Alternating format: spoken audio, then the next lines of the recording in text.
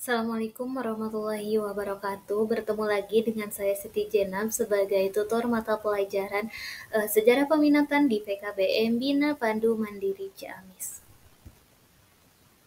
Pada kesempatan kali ini di kelas 11 semester 2 pertemuan terakhir saya akan membahas mengenai upaya mempersiapkan kemerdekaan Indonesia. Silahkan disimak videonya.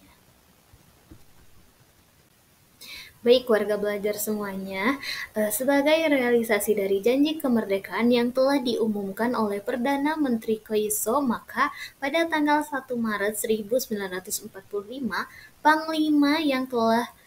Panglima Tentara Letnan Jenderal Kumakichi Harada mengumumkan pembentukan Dokuritsu Junbi Kosakai atau Badan Penyelidik Usaha-Usaha Persiapan Kemerdekaan Indonesia yang disingkat menjadi BPUPKI.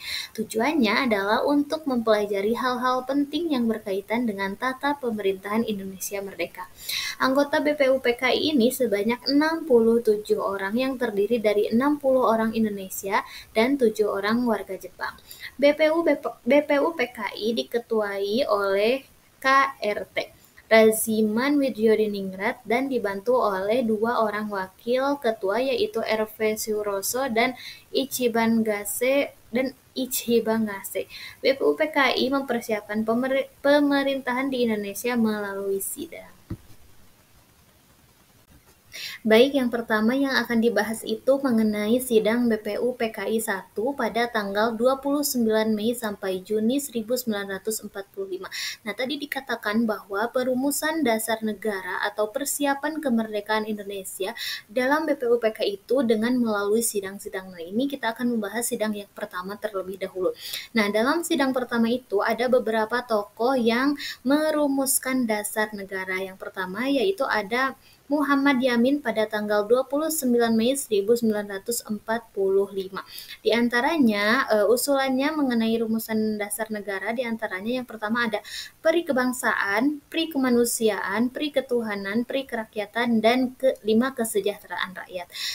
Usulan Muhammad Yamin tersebut akhirnya disampaikan secara tertulis dengan rumusan berikut ini yaitu ketuhanan yang Maha Esa, kebangsaan persatuan Indonesia, rasa kemanusiaan yang adil dan beradab, kerakyatan yang dipimpin oleh hikmat kebijaksanaan dalam permusyawaratan perwakilan, dan keadilan bagi seluruh rakyat Indonesia. Nah, itu merupakan rumusan dasar dari Muhammad Yamin.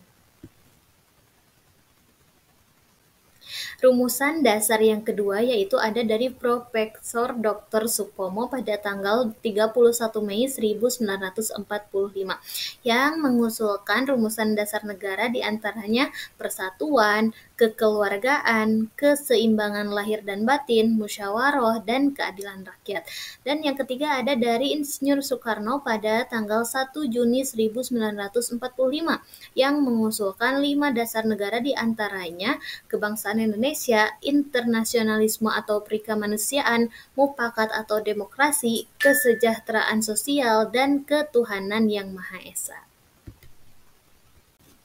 Nah, dasar negara Indonesia yang diusulkan oleh Insinyur Soekarno diberi nama Pancasila. Nama Pancasila akhirnya disepakati menjadi nama yang digunakan untuk menyebut dasar negara Indonesia. Sehingga setiap tanggal 1 Juni itu diperingati sebagai hari lahirnya Pancasila. Rumusan Pancasila yang dihasilkan dalam sidang BPUPKI 1 dibahas oleh tim kecil yang dibentuk pada tanggal 22 Juni 1945 yang diberi nama Panitia 9. Anggotanya terdiri dari IR Soekarno sebagai ketua, Dr. Andes Muhammad Hatta sebagai wakil ketua, Muhammad Yamin, Ahmad Subarjo, A.A. Marimis, Abdul Kahar Muzakkar, Wahid Hasim, Kiai Haji Agus Salim, dan Abi Kusno Cokro Suroso. Dalam sidangnya menghasilkan Piagam Jakarta yang berisi rumusan dasar negara ini, yaitu ketuhanan dengan kewajiban menjalankan syariat-syariat Islam bagi pemeluk-pemeluknya, kemanusiaan yang adil dan beradab, persatuan Indonesia, kerakyatan yang dipimpin oleh hikmat kebijaksanaan atau perwakilan, dan yang terakhir keadilan sosial bagi seluruh rakyat Indonesia. Yang kedua itu sidang BPU PKI II pada tanggal 10 Juli sampai 16 Juli 1945. Sidang BPU PKI II berhasil membentuk panitia yang bertugas untuk melanjutkan persiapan kemerdekaan Indonesia. Panitia yang dibentuk yaitu ada Panitia Perancang Undang-Undang Dasar yang diketuai oleh IR Soekarno, yang kedua ada Panitia Pembela Tanah Air yang diketuai oleh Abi Kusno, dan yang ketiga ada Panitia Keuangan dan Perekonomian yang diketuai oleh Dr. Andes Muhammad Hatta. Rapat pleno BPU PKI pada tanggal 14 Juli 1945. Panitia Perancang Undang-Undang diwakili oleh IR Soekarno selaku ketua menyampaikan laporan tentang pernyataan Indonesia Merdeka, pembukaan undang-undang dan batang tubuh dalam undang-undang.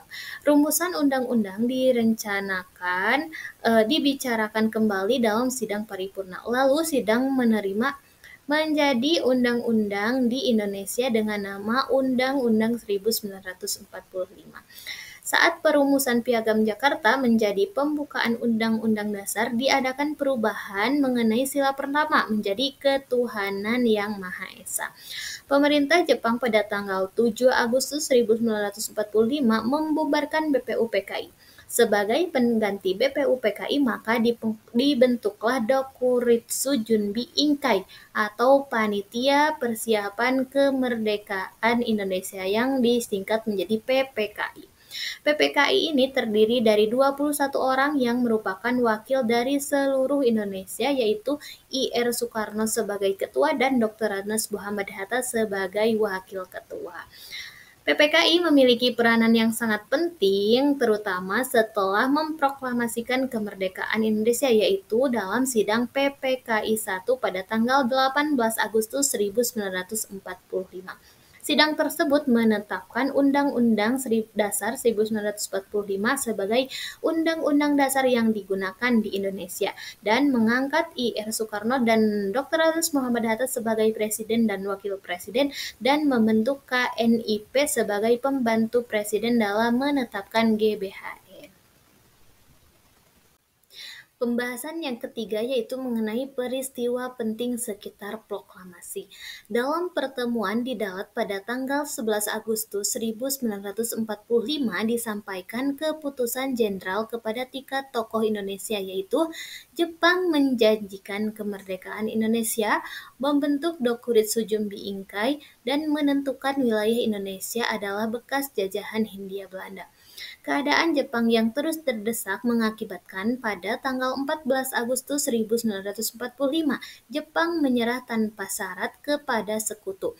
Berita kekalahan Jepang yang terdengar oleh pemuda Bandung melalui siaran berita BBC London disebarkan kepada satuan pemuda dan anggota PETA di Jakarta.